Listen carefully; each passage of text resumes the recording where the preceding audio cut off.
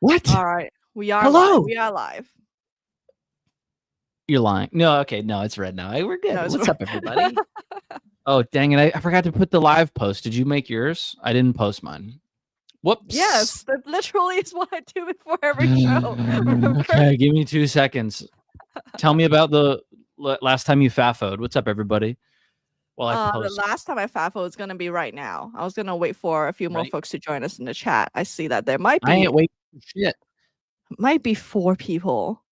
Oops, did I curse too early? Are we demonetized? JK, we're not monetized yet. Well, I'm going to do something that might get us a channel warning, so you can't beat that. It's so stupid. Like, in order... Huh? Because I wanted to like demonstrate an example of a FAFO, and then of course, me being me, I don't actually mostly ever FAFO. So then I was like Googling YouTube content policy on me showing this. So there's certain things I need to say for us. Are you showing us porn? What's up, Sam? I'm not showing you porn. I'm showing you a pointless skill I have. I have to say this is a trainer. And then this is like the most I can do without us getting banned. What is happening right now? Is this a threat? Story about this? But and also I'm so off meta. I feel like the women with knives meta was like a few weeks ago. But yes, this is what I used to do in grad school. It's very similar to the military. Wait, what do you mean in grad school? Were you just in your lab, just like practicing knife tricks? Yeah, like when you're waiting for your experiment to incubate and you have that little clip-on timer on you, which is very similar to the one you just showed me. What are you gonna do? Like, you gotta do something. Why is the timer clip-on? I have so many questions. What is happening right now? Because you don't want to accidentally have ADHD and then forget the timing of your experiment. So everyone has a little timer clipped onto themselves so that you don't like start chatting with your friend and forgetting about your experiment, which is a real danger. That's funny. Why don't the machines have timers? Oh no, that back in my day, everything is manual. I think nowadays back in your day in 2011. Yeah, no, these machines don't have timers because you're using equipment that your PI used. So it's like 20 years ago equipment. Oof. Because when you're a grad student, like you don't have like the high budget stuff you use in the biotech industry. The high budget kitchen timers. Crazy. Yeah. You would buy scientific timers, which are kitchen timers, resold through one of these like thermal scientific companies for like 10 times the price. And you have to order from them because you already have your ordering flow and vendor set up. So you would pay 10 times the price for the same thing compared to like Amazon or something. How many scientific papers do you think have fudged timer numbers in them? Ballpark, percentage-wise. Ooh. I want to say like it's not due to like malicious intent, but I don't care. Most people it can be nice. Well, there is a little bit of like scheminess to it because sometimes you don't want your competitor to be able to replicate your stuff too easily. So you publish fake info? No, you publish vague info. Like a lot of times you cannot figure out how someone did an experiment just by reading the methods section. And then you would say, oh, it's because the printing space is too small, which used to be a real reason. That was a real reason why method sections are so abbreviated. But now you're supposed to publish everything in a supplemental. But do you actually like do it to that level of detail where someone else can do it? It's not that easy. No wonder LA is on fire, man. Like, yes. This is crazy. This is crazy. I know. I am out of pocket right now, and you just got me riled up. I can't believe that scientists are not publishing. Like, the whole point of publishing is so people can replicate your work, and you're telling me that they try to make it hard to replicate their work? Yeah, it's a whole thing. I published a paper on this. I'm furious. You published a paper? Did you explain how you... reproducibility crisis, where I explained the incentives 10 years ago, and it's not a solved problem. Kristen, I got a serious question. Mm-hmm. Is there a PDF of that paper out there? Oh, there is a PDF of the paper. Okay, that's foreshadowing. That's subtle foreshadowing. Chat, we'll come back to that. All right. But the reason why I'm showing you the trainer that is very safe, and you can talk to me later about whether it is or not. Trainer, I don't understand. Oh, because I can't say this is a real one. This is a trainer knife. Oh, got it. Because the algorithm controls our speech patterns because we live in 1984. I understand now. Correct. Though this is actually the least strict platform for showing that. Like the other ones are even more strict. So I've literally seen buttholes on TikTok. Right? I know. That's what and I've seen like, like videos where they teach you all the tricks of this device, but Of butthole show? Oh no. Butterfly trainers. Yes, that can also go into buttholes. Who knows? We're gonna get a bunch of 12-year-old British girls finding this Mhm. stream because they're gonna be searching for shoes with butterflies on them. Mhm. That shout out the UK where they call shoes the wrong name. What? What is this a reference to? Trainers. Chat. Oh. Yeah, you know what I'm talking about. You've watched international TV before. I am in rare form today, Kristen. Something is happening. Remember, I used the British accent, so I actually called them trainers, and I still didn't get your joke. But yeah, hi Sam. You are enough for us. You are enough for the both of us. Ivy, you are going off in the chat, and I appreciate it. And Sam, thanks for showing up. And I realized that I'm not seeing all. Oh, the comments haven't been updating. I'm so sorry on my end. Why not? Hello, everybody. I only saw Sam's comment just now. Oh, dang. What's up, Dirt Hippie? Yeah. Hope anybody in the chat isn't on fire, too. That really sucks. But yes. Shout out to all the houses. So on my first date with my wife, I had brought this. My wife, God, there's something about being a man of a certain age that when you hear my wife, you have to do the Borat voice. It's Borat. We're like sleeper agents, like 30 in the 30, like men between 30 and 40 years old. They have to say it, or else we go to jail. I think. Oh, okay. Well, my wife, on the first date, I had brought this to show it off to her. For the two things I said wrong on our first date was, I picked her up in my car, and then I said, "Oh, I could take you to a second location, and no one would ever know." You said that before or after showing the knife? No, that was step one of inappropriate things to say on a first date.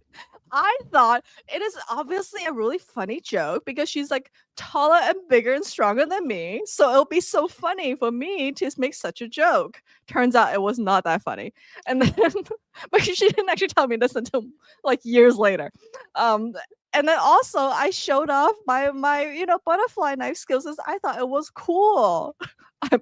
I think I was in my 20s already. This is like Kristen, you went full mall ninja on the first date. I did. But the point of the story is like, I FA'd and remarkably it worked out. Good Lord. And maybe that's life. Maybe the stupid stuff you're gonna do anyway.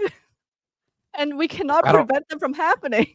No, I disagree. Don't threaten people on the first date. Anybody who watches this ever. I cannot condone that. See, it's like our relationship is so resilient from the get-go that you can do the most stupid thing. and yes, Sam, man. I do. I fully recognize the inappropriateness for now. Like the only thing missing is taking the date to the Google food court. Jesus. Yes, exactly. And see, we're continuing the university first year boy move by having a twice a week live stream where we're just yapping about nothing. Hell yeah. Sam. So, okay, Sam, please tell us how you threaten your significant other on the first date. Not condoning it. It will not work if you look like me. Yeah, so it is privilege. Yes, I do like agree. This is like the low perceived aggression privilege of the range of jokes you can possibly make. Yeah, I was actually reading on Reddit about on Twitter, like all the things that men can't do that women can, and apparently it's creepy for you to sit on a swing in a children's park. And I was like, oh yeah, you can't really. Yeah, not even a little bit. I avoid children out in public. Like yeah, because you can't go up to children. Like you can't like do so many things that I think are like normal. Like I've literally Is that the FAFO line? No, I've literally been like in line at like a grocery store, and a child starts interacting with me. I'm like, Captain, I'm just trying to live my life. And then I've like reacted, which I think is like pretty normally, is like a kid makes a funny face at me and chuckles, and then I make a funny face back and like try to, not like threaten them or even just like smile. And I've gotten mean mugged by the mom carrying the kid. I'm like, all right, lady, like I get it, you got to live your life, but I'm also just here too. Oh, okay. Okay. But, I got a lot of other things going on in my life that I'm happy about. I can forgo that one. You mean you don't mean mug the mom back? This is how you end up in the news. It's like threatening on a first date, Kristen. I am not trying to get arrested as I'm walking about my life. Okay. All right. So, what we were talking about the difference between crankiness and self-loathing. Yeah, this is y'all aren't having a stroke. We got into a fight right before this. This is how we normally warm up. Yeah, we just get like at each other's throats, threatening. I said I was cranky today as like hey, I'm being self-aware. Let me communicate to you how like I'm coming into this conversational space. Kristen fires back with like, oh, that's what I assume. And I'm offended. Well, it's the usual. I think Chad will agree with me on this. Cameron starts out with, I'm feeling cranky today. And I was like, I say tired. You've been saying I seem tired, and then tired and cranky, they're different. They're different things.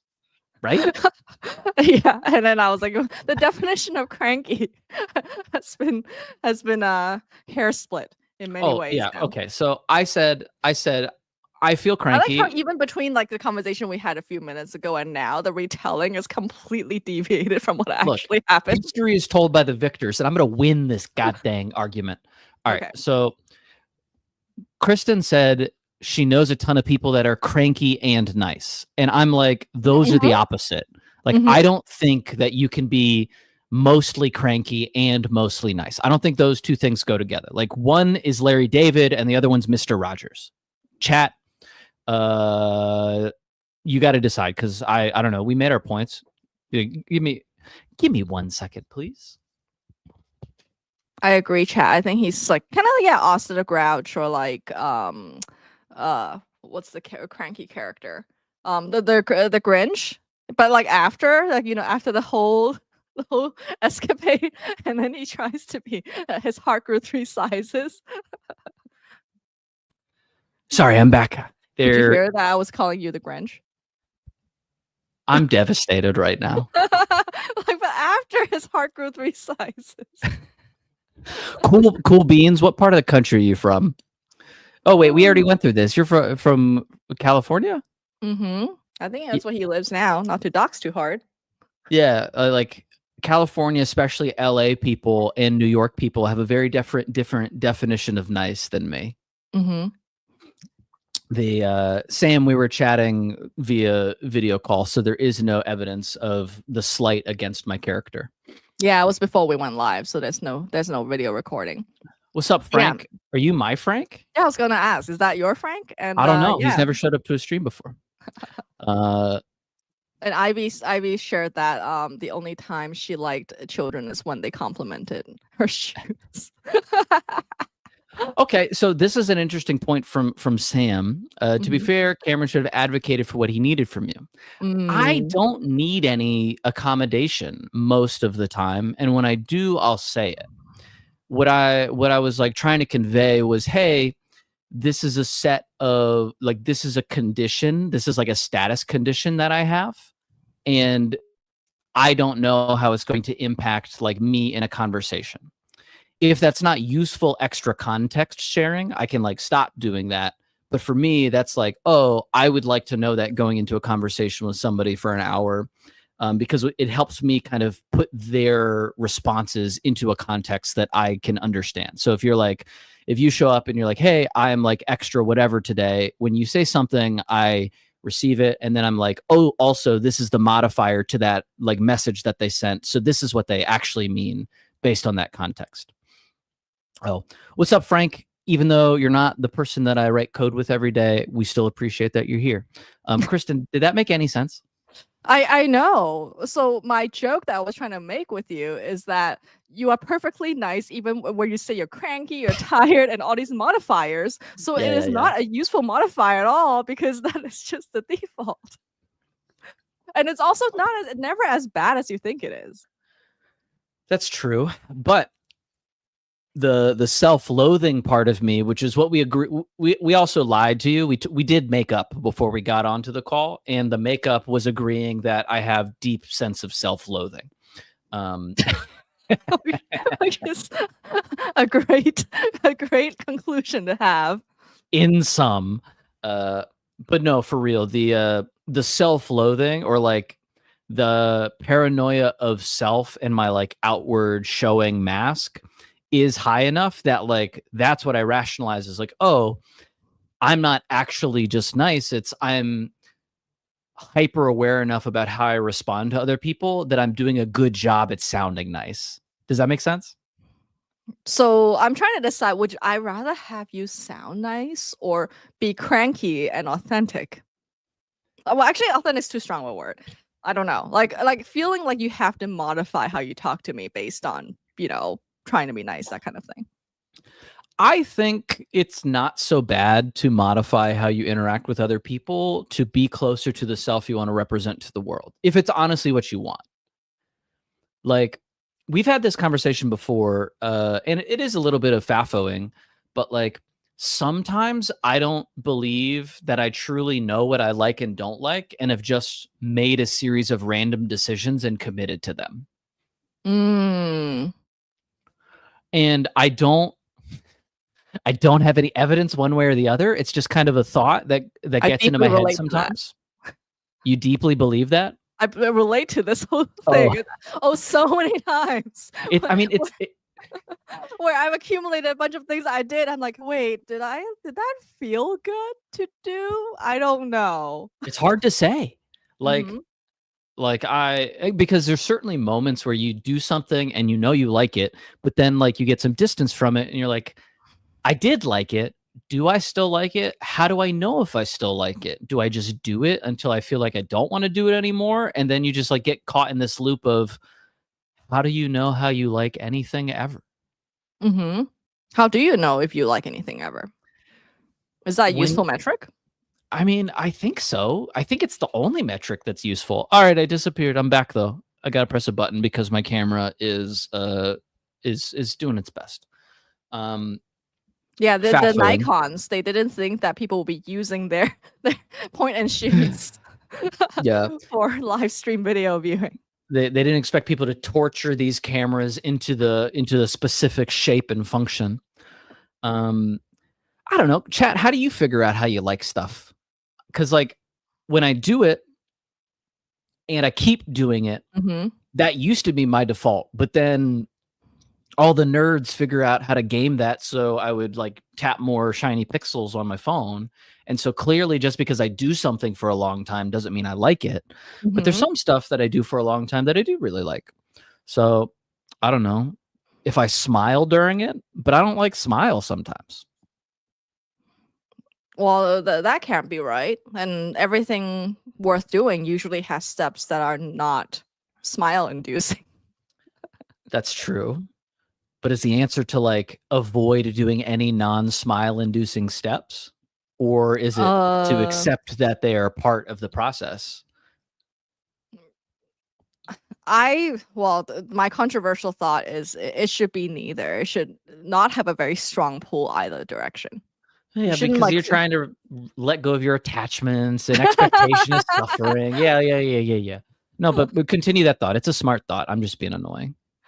Well, and also like it's super hypocritical here, right? But the goal I am trying to do is, again, I feel like I'm less I'm not really drawn to like pleasure and positive feelings. I'm much more drawn to removing negative feelings. I was actually telling my wife the other day, it's like when I just realized that like sometimes when I eat or drink something, I don't even enjoy the taste of it. It's because I want to relieve the feeling of being tired.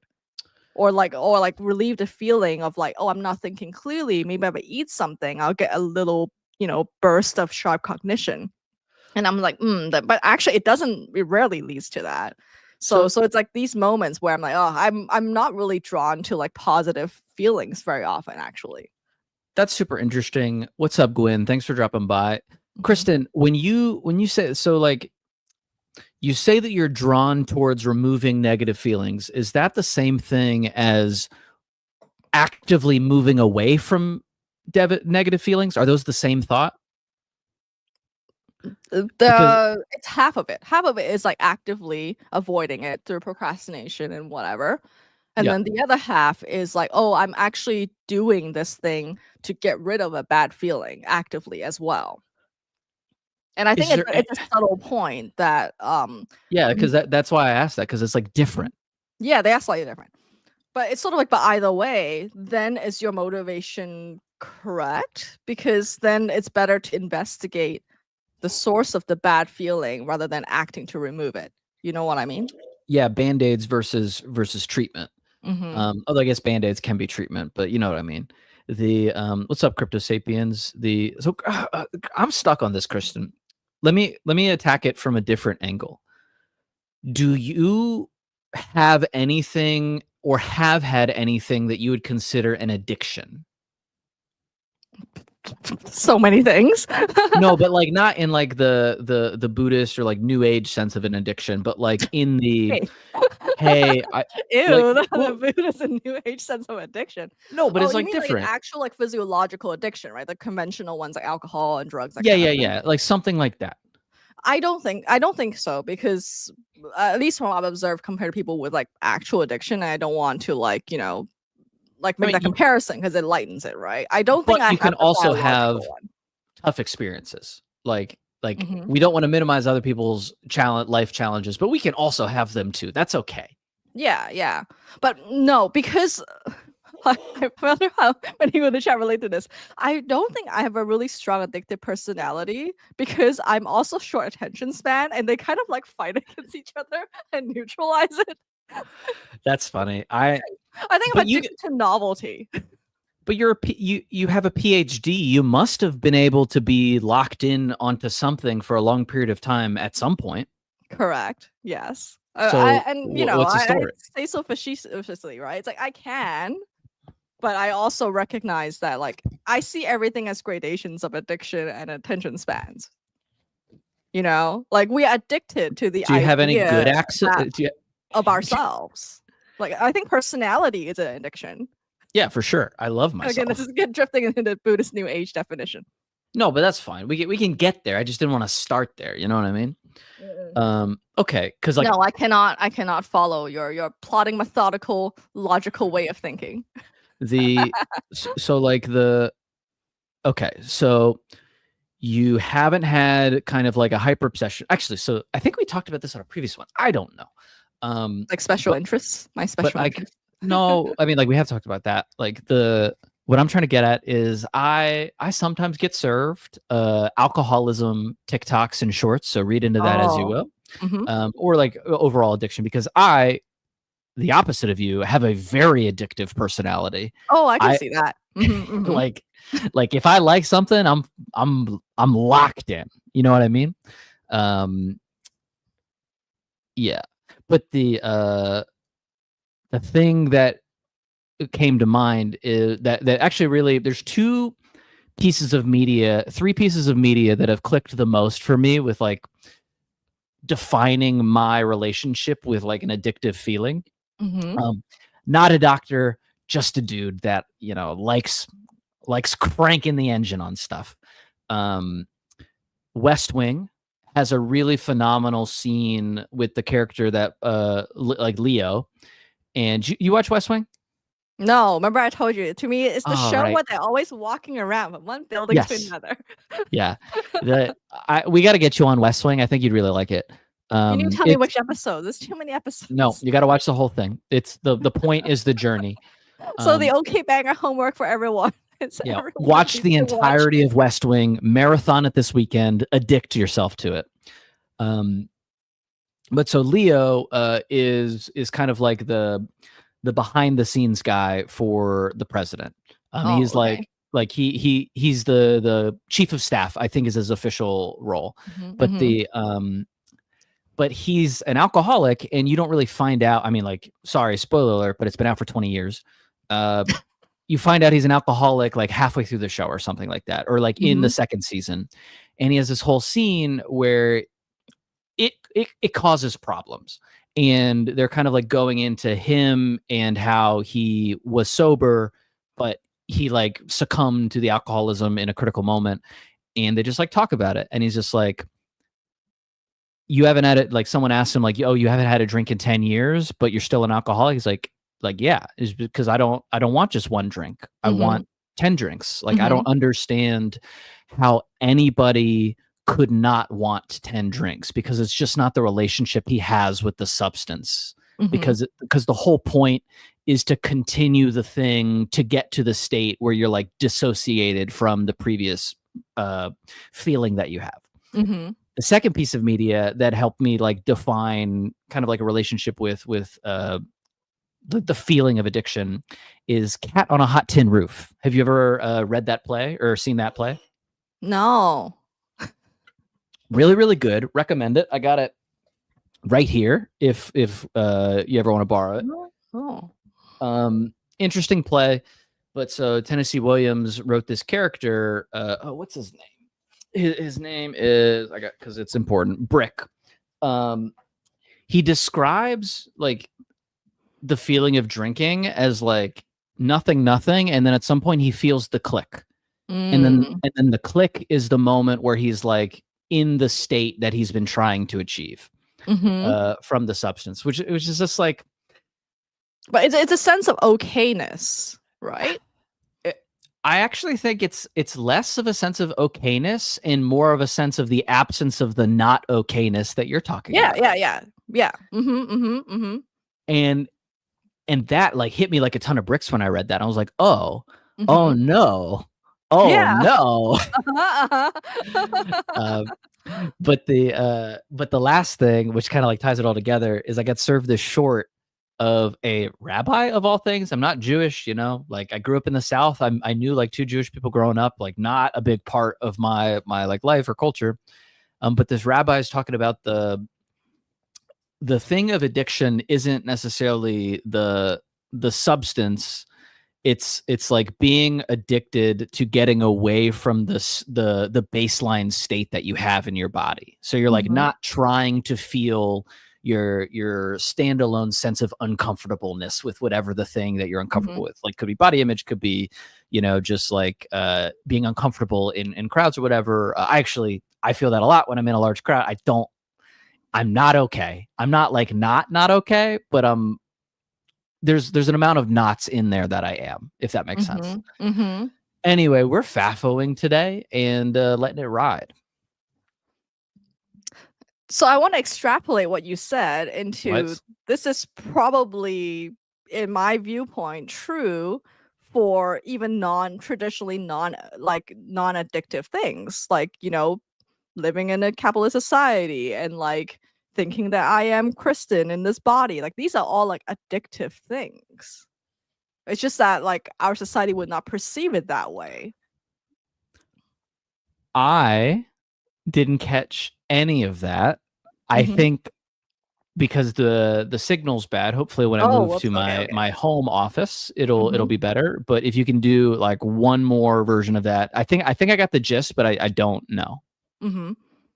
So So, yeah, traditionally in society, we think like, alcohol and substances are yeah, addictive, right? the But big then, uns. like, to some degree, we are addicted to the idea that we are who we are and also trying to distract ourselves from, like, old age, sickness, and death. So Sure. it's like Yeah, yeah. everything actually has the same mechanism as addiction, but the degree to which we address the root cause is the difference. So I feel like that's Okay. where, of course, like, if I were to go down this rabbit hole, I wouldn't be having the show with you, right? Like, I'll be Yeah, yeah, yeah. investigating that.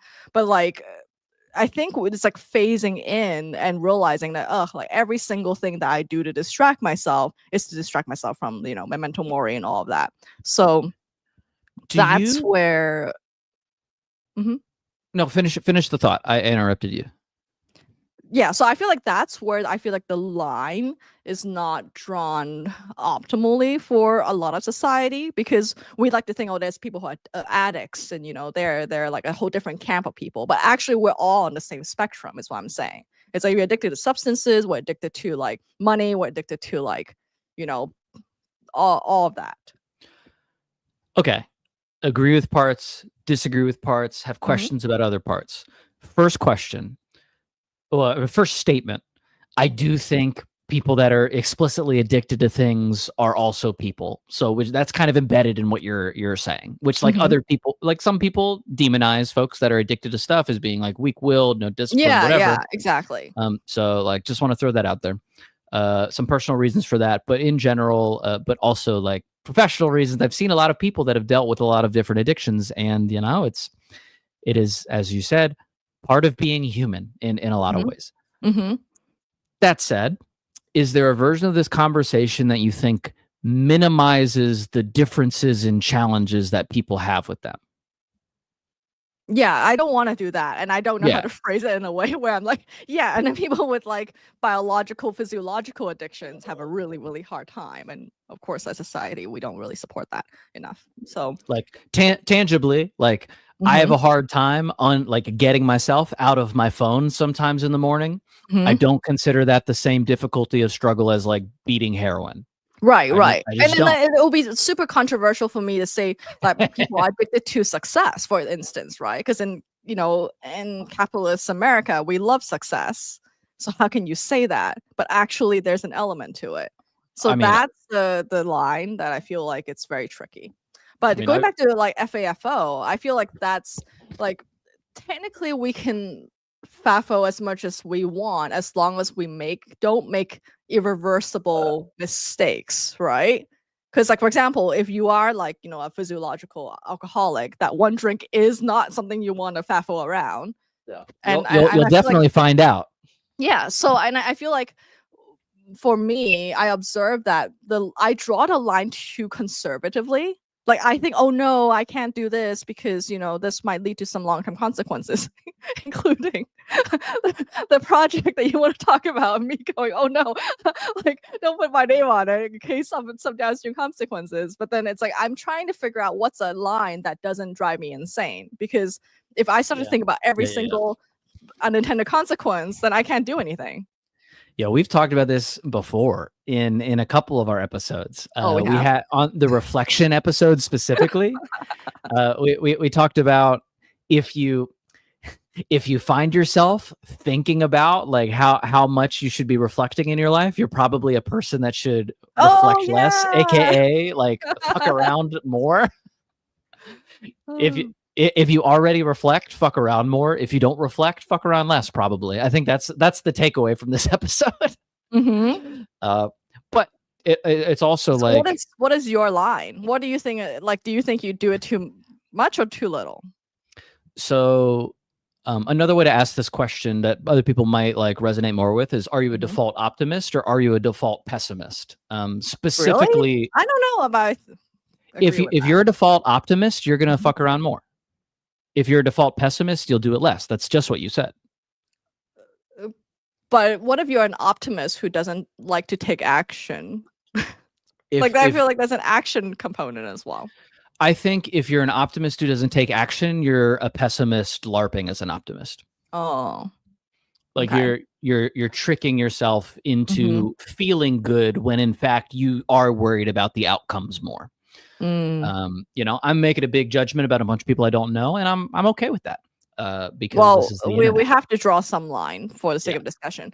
So, are you a default optimist? I think so.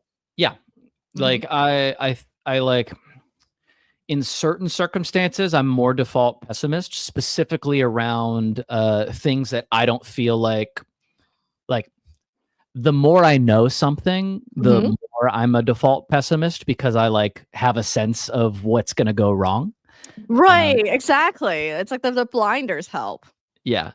Yeah, I mean, we So were just Gwen talking said about that Gwen lives a FAFO life. Yes, that is very evident. yeah, And it's Humpty real. slash Cryptospapian says, I've become a default realist as I've become older. Oh, do you think a realist is a real thing? Yeah. Might be cope. Pull the cope alarm. I don't know. We'll see. Chat, what do you think? But to answer your question, I think I am in a period of my life where there are certain things where I am fafoing a lot more than I used to, which is a good thing. Part of it actually is yeah, I think I'm comfortable saying this. I do believe that I was like pretty addicted to success, or at least like the things that come around the concept of success for most of my life, because I grew up kind of what I call an insecure overachiever, where I did I did a lot of my own thing, but I always made sure my grades were good, and like traditional measures of success like grades, and then kind of like career, especially going into the military, and like leadership rankings and positions, like shit like that, was really important to me for, I would say, all of my back teens and 20s. And then come hitting 30, I just kind of like, one, had achieved a level of success that I could like take a step back and be like, okay, is this how I want to keep living life? Because I was really, worked hard, but also got really fortunate, and the stars aligned, and I got into Harvard Business School, and I met a bunch of people that like I think are going to be a lot more successful than me. And I'm like, man, either they suck or they hate their lives. And like, that was a big kind of, okay, maybe I need to FAFO more, because that's just what I will enjoy more. I don't know. What do you think? I want to think about you first. Sure.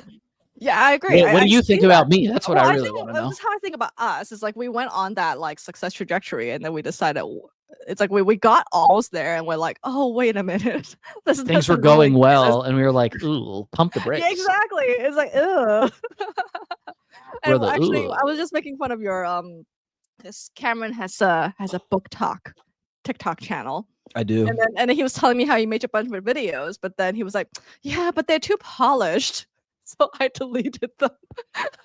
Well, like, so what's wrong with us? Because we totally have that ability to be like, oh, this is too good and too like professional. Ew, let's delete it. I first of all, I didn't say that they were too good, and I don't think I would ever say that. Like, this channel's not successful. I think I have like 500-ish followers, but I had a couple videos that, got 30, 40,000 views, which is like, not nothing. It's really good. Yeah. But like, as I look back and as I was doing them, really, it's like, oh, I saw the thing that hit all of the check boxes of what a successful book talk like review, like nonfiction book talk review account would be.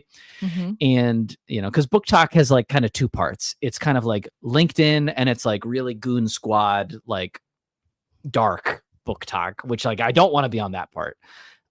Shout out to anybody that likes that. Just not my thing. Wait, what is that? Oh dear, Kristen. Oh dear. I'm not really on TikTok at all. You need to explain to me. They're like the romantasy adjacent part of TikTok, where there's a bunch of people, like mostly people that identify as women, reading, we'll say, like graphic books, and there's a community around that. Yeah, I mean, it sometimes breaches containment and makes its way over to like professional sports, because there'll be like an athlete that feels similar to a character in like a romance novel, and people do the thing where they confuse. And meanwhile, you're like, here is a play by Tennessee Williams. That's what I want to talk about. I like that stuff. Yeah, and so I did honestly kind of like more of the male version of book talk is really not book talk. It's just sometimes has books part of it. Yeah. Where it's like really stoicism adjacent, right? Right.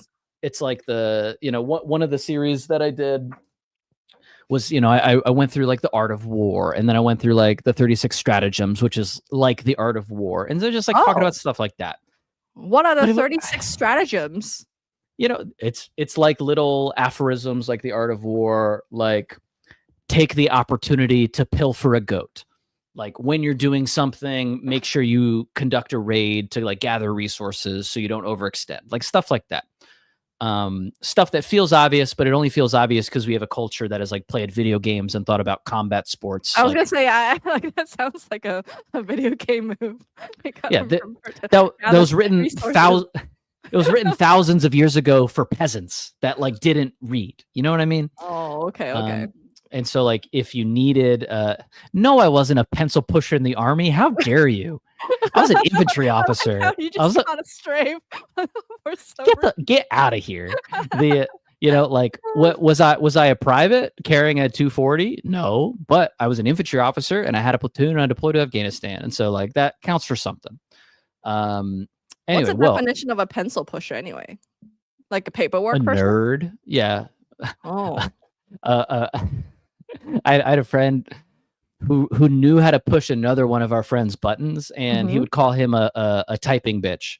And dude, he got so mad, but it was really funny. So that we would just call him that when he was being annoying. Okay. He did come around. Like he's now a special forces officer. Like he's a pretty badass now. So like, the positive read is that he became what he wanted. The negative read is that his ego was so painful that he had to prove himself over the next decade. I don't know what the answer is because I don't talk to him. You changed a man's life trajectory with a cute little insult. That's what like, and real talk. That's why David Goggins' energy is so powerful for a lot of dudes because it really can like it can create. Another thing we talked about is like a schism in your brain of like, oh, I don't want to be this thing anymore. Let me hard to do the opposite of this thing to achieve what I want to, or what I think I want to achieve. And that's why I'm not like, there's so much of it that's like really toxic, especially long term for mental health. But there's very real, tangible benefits that can't be ignored when you're talking about it. So I want to talk about a practical aspects of Fafo in the creator world, though. Recalling back, just on Tuesday, we were talking about Cameron Can Stretch and like other sub projects, right? Yeah. And then like me wanting to stream my coding stuff, that kind of thing. I realize now that the issue is that we are multi-passionate generalists, all those buzzwords or whatever. We have tons of things we could do, but audience unfocused, capture, a critic might say. Yeah, and audience capture is a real thing. It's like, if you want to be Cameron Can Stretch, you better be freaking stretching for an entire like 3 years for that account to be successful. But yet subconsciously, neither one of us want to be locked into doing that one thing for 3 years, even though we could. And that has to do with this whole idea of audience capture, and like you actually start to lock in your time, and you can't ever change that if you want to continue that trajectory. And we don't want that. That decreases Fafo time. It's like because you only have one pie and you can't give it away. Is there a question attached to that, or is that like, hey, this is a situation? What's your thoughts on it? I see like that's the tension, right? It's like if you want to Fafo, but you also want to, do creator stuff that requires dedication of one thing for a long time. Yeah. So I think it really comes back to the concept of exploring and exploiting in terms of resource management. Yeah. For people that haven't been exposed to the concept, it's really simple. When you're trying to find food, there is an optimal amount of exploration that you do, and then there's an optimal amount of exploiting the resources that you've found. And you can't just explore because then you'll starve to death, and you can't just exploit because you'll run out of resource. And so like you have to alternate between those two if you're trying to like, if you're a wolf in the woods and you're not trying to die. Weirdly, it also works that way in academic research and creative pursuits. Where and there's a paper on my that I've linked to in my blog a while ago. The blog post is just called "Explore and Exploit" that like applies this to being a person. And the paper is just like, hey, we analyzed folks like Richard Feynman and Leonardo da Vinci, and most of these people that did something really, really incredible at some point, they had Fafo periods, like hardcore Fafo periods. Like some people don't, like they're locked in their whole life on the one thing. But most of these people, their Fafo period where they're like doing pottery for a little while, or Steve Jobs going to India to learn typography or whatever. Those folks come back to their core thing after exploring for a little while and are better for it. And so like, I think it's same shit, different day for us with creator stuff, where we've started and stopped a bunch of things that didn't feel right in our lives and careers already. And I continue to I expect to continue to do that.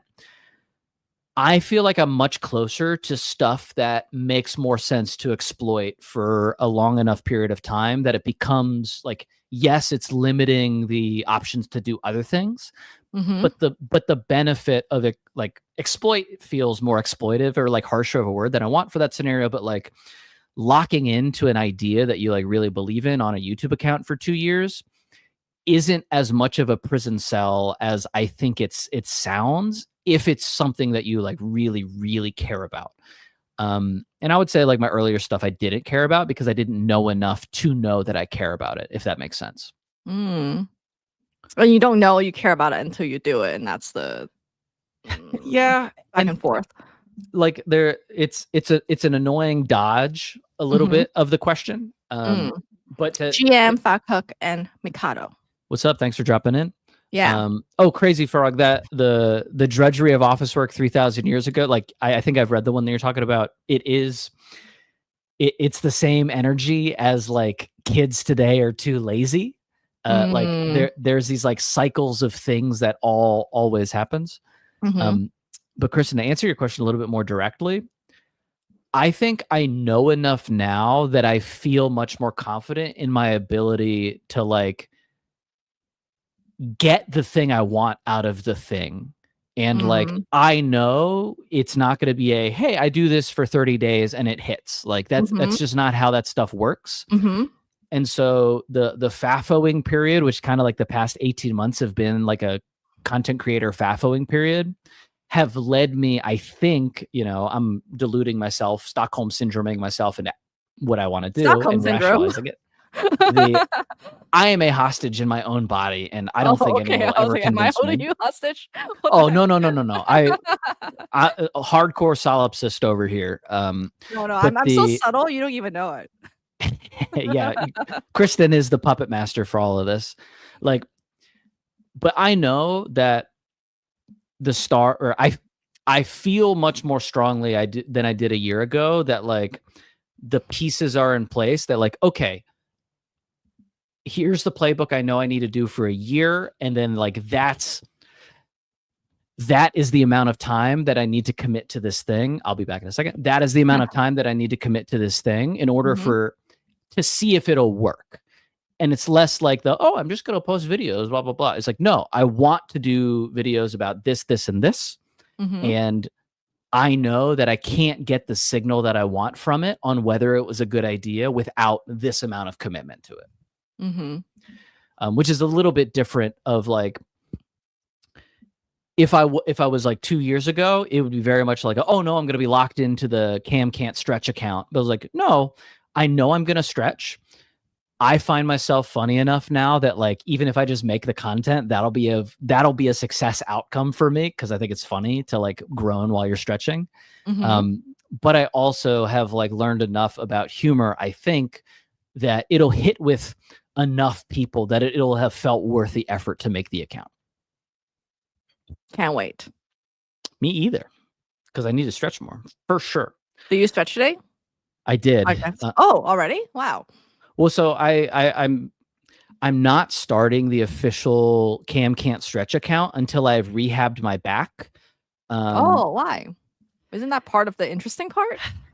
I'm not sure. I feel like I could just be wrong, and I could be rationalizing it, rationalizing not starting right now, which I am pretty good at. But like, I want to truly start from a position of, hey, this is the level of flexibility I am at baseline as a guy who lifts 4 times a week, is like relatively strong and fit, but hasn't stretched. And I think that there's like a good amount of exercise folks that are in that camp. And so I want to like start at that baseline, not start with rehab, so that the like narrative arc of the channel makes sense. But you know, that could be cope. Not cope, but I feel like, well, on the other hand, the lifter who hurt their back is a very big like demographic too. So I don't think it's that unusual of an arc either. That's true. That is true. Maybe I will start. I gotta figure out my. The hard part is the filming and the setup and the tripod. Yeah, I need to accelerate recording the show back from our house, because once I do that, then I'll be mostly there. Kristen, we should do like a in between stream that's of you setting things up. Oh, that'd be interesting. I don't know. Yeah, well, so chat, we're thinking about like more casual in between streams that are more like us working or us lifestyle. Yeah. But I have found a productivity hack sort of related to this, which is I realize that I can get really hard stuff done if I record a loom of me talking to myself, sort of explaining what I'm doing. That's so funny. Somehow by pretending to be a creator about the hard thing I'm doing, and I never share these videos, these are all private, like I can get the thing done. You're like a Truman Show situation. You're like body doubling yourself. Yes, body doubling yourself. Yeah, the meta doubling. Maybe that's a genre. It's just meta doubling. Yeah. Farcuck, I'm not sure if that's like a big brain joke or you're just gonna snap like a rubber band in a few years. Kristen, we're coming on the backslide of the show. What's your biggest Fafo story that didn't work out? Or it could work out, but like, what's your most dramatic Fafo story? Where you found out hard. This is sad, but I can't think of any, which means I didn't like Fafo hard enough. Yeah, it kind of does. Or I completely erased it out of trauma, because I can't think of anything that didn't really pan out. I mean, I can come up with one. Oh, what? I mean, maybe you have a different definition of. I mean, like it can still pan out, but you're like, oh, I found your PhD. Oh, like that I didn't continue to do it, like the science route. Yeah, I mean, like it was a big bet on a specific thing that for a lot of people that want to take that path, like they would consider you in some ways not traditionally successful. Thank you so much. I love you. Yeah, you're a huge failure. I don't know if you knew that. Yes. Yes, but I realized that it didn't even occur to me to say that one because I never went in thinking that I would be successful, which is more sad. Mediocre white man confidence. You gotta embrace that. No, I don't. I need to find my own kind. But like seriously though, like I never considered that because that was my Fafo. Like the PhD is a Fafo. Like I was just like, oh, I'll just do it. Like there was no deep consideration of it. That's literally what I was asking. Oh right, I forgot.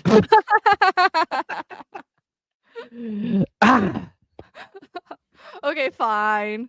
How about you?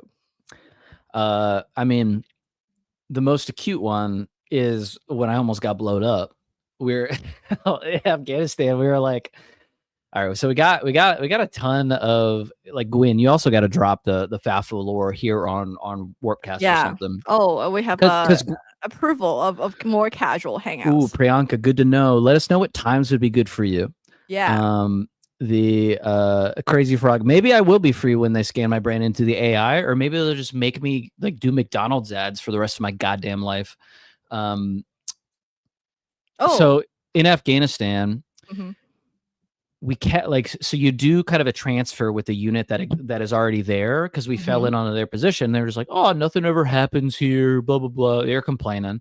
And we're like, I don't know, like it kind of feels like stuff is happening here and you're just not paying attention. And they're like, no. Spoiler alert.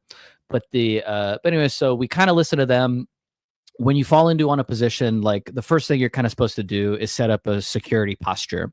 We looked at their defensive setup, and it was an abandoned NATO base that had been ransacked for like 6 years, and then U.S. forces fell back in on it in 2016. And so it was like zombie land is what we called it, because that was in the pop culture, and that's like from military crap, and we're not creative. But so we fell in on this zombie land thing, and we looked at their defensive positions, and we were like, oh, this is stupid. And so we were like, we got to redo this whole thing. And so me and my platoon come up with like I write a new defense plan. That's like one of the like things you're supposed to do as a platoon leader. And so worked with my platoon sergeant, came up with it. We set it up, did a good job. And my company commander, he's like, hey, I want to go do a recon of the area. And I was like, all right, sure, whatever. And again, nothing to really happen, but like we probably should have done it smarter than this. But we had a little gator. It's like a you know what a gator is? It's like a razor, like it's like a little off-road go-kart kind of thing, or a golf cart kind of thing. Oh yeah. Like redneck off-road go-kart is the golf cart. And side by side. Yeah, side by side. And so we had one of those. Redneck knowledge is something I have. And my platoon was off doing stuff, but my company commander wanted to go. I was like, screw it, I'll just take you. And so we were really inside of an Afghan National Army perimeter. And so we didn't trust them, but we wanted to talk to them. And so me, my company commander, our forward observer, and a translator. Translator's a whole separate story. Like we got to talk about her. She was incredible, but also is crazy. They sent us a female translator. It just, no one wanted to talk to her because like they just didn't. Because she's a woman. That's super awkward. Yeah. Yeah. And so like she was incredible. She came back to Afghanistan because she was living in the US. Afghanistan was dealing with what it is dealing with, and she came back to help her country. Incredible person. Oh, okay. But so we're rolling around, and I'm like going to all of the points of elevation around our position. And like we go to literally the first one, and we get out and we start like, getting a lay of the land, and we start getting shot at by mortars. Oh, it was so bad. and so they like mortars in the distance sound like, and we're like, oh, that's bad. And so when they land, it's called like a splash because it like hits and explodes on the ground like hot lava splashing. And so we were at a spot. Fortunately, there were like some old concrete barriers around. So when we heard it, we were like, oh shit. And then we like dive into those, and the splash starts hitting like probably like 15 to 20 meters away, which is bad. Fortunately, it didn't hit the side by side. But like the first wave of the attack came, we're fine. Translator's freaking the fuck out. Don't blame her. We jump back in, and we just drive back into our footprint, and like we just fafoed for no reason. We got nothing useful out of it. We just got shot at. We like I plotted on the map where it came from, and we sent helicopters over to go shoot them. But like all they got to do is cover mortar tubes with a carpet, and then you can't attack. That was the rules of engagement at the time. And so just like what does it mean to cover something with carpet? So a mortar tube is a metal tube. Like, so a mortar is a self-contained projectile. And so you drop it into a tube, it hits the bottom of the tube, and then it ignites, and then it shoots out of the tube. And so the angle and direction of the tube is how you aim it. It's literally just a metal tube. And so if you cover it with a honest to God carpet that you step on, you can't be like from the sky, from a helicopter, be like, yeah, that's for sure a mortar tube. You could be like, hey, there's something under carpet there. And since nobody was staring at them when they shot at us, all they got to do is cover it with the carpet, and we can't just blow up stuff because we're pretty sure we got shot at from there. Like you used to be able to do that, but now you can't because that's not a great way. Yeah. So like one of the big things that people misunderstand about the most of the military, especially in the back half of the 2010s, is like the rules of engagement were not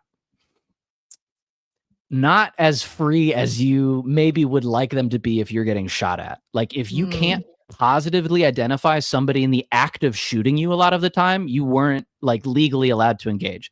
Did it happen? Absolutely. Do different units have different rules of engagement? Sure. But like for us, I literally almost got murked, and we were like 90% sure it was these dudes, and we followed those dudes back like with intelligence assets, and lo and behold, they were part of terrorist networks based on what we could tell. But we couldn't shoot at them. And that's just how it goes. And so that was a dumb Fafo story that we got pretty much nothing useful out of, and I almost died. So that was fun. It sounds useful. I mean, you found the bad people. I mean, you just couldn't really go after them. Yeah, I mean, it was like we found a person that 6 hours later went into a known like terrorist hotspot, and so we followed a heat signature to where they became mixed with other heat signatures, and then the end. Oh, okay. So that's rather dramatic, Fafo. Yeah, the related to a Fafo project that I'm working on right now. Can we hit that up before we go? Yes. All right. Thanks so for remembering. Yeah, if y'all like PDFs, if you like random esoterica, Ivy, if you're still here, I know you do. Gwen, you probably do too. Oh yeah. My favorite things on the internet are finding a PDF of like a memo from some random thing from like 2003 that is just like incredibly deep and esoteric lore about something I didn't know that I needed to know about, but now I know. But PDFs like that are really like, they show up in Reddit threads and they show up in Twitter threads every once in a while, but there's not like a spot where you're like, ooh, I'm feeling a PDF right now of really esoteric but interesting information. Just like crazy not like stuff. A random PDF. Like I think and maybe yours too, like my first esoteric PDF on the internet was the Anarchist Cookbook. Yes. Like which maybe that is one of what's gonna get this stream or like decontented. Yeah, whatever. The we're everybody here already likes us. But if you like stuff like the Anarchist Cookbook, I'm putting together a repository of that. It's gonna I just got the domain name, gonna be pdfproject.org, not live yet, but if you want to help seed the site with interesting PDFs, I'm hitting a post cast on this right now. Go check out my latest cast. Just drop a interesting PDF that you have, and I'll just get it onto the site. Yeah, you don't even have some good ones.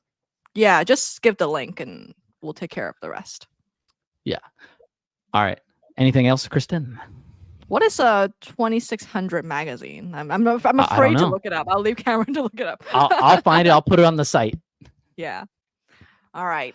Cool. Yeah. So this is the Thursday. Can you believe it's Thursday already? No. In the first week of 2025. We are 30% done with January. Hope you did what you're supposed to do. We're gonna end the stream because of algorithms. Bye, everyone. All right. Good Tuesday, Thursday.